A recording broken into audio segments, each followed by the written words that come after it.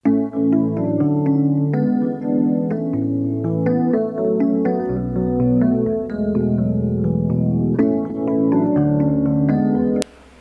pa ring pinag-uusapan sa social media ang naganap na kasal ng kapamilya aktor na si Carlo Aquino sa aktres na si Charlie Dizon.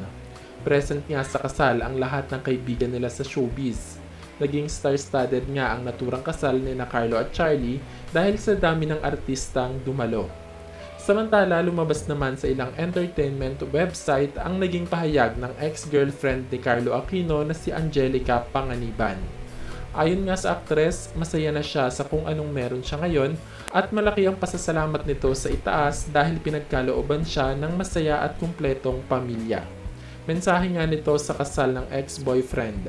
Sana nga daw ay last na yung babaeng pinakasalan nito at sana daw ay maging responsableng ama ito sa naging anak ng aktor kay Trina Candaza. Tila alam na nga daw agad ni Angelica na hindi din magtatagal ang relasyon ni na Carlo at Charlie dahil kilalang kilala na ng aktres kung ano ang pagkatao ni Carlo. Naaawa pa rin naman ang publiko kay Trina Candaza dahil hanggang ngayon nga daw ay naghahanap pa din ng kalinga ng isang ama ang kanilang anak ni Carlo Aquino.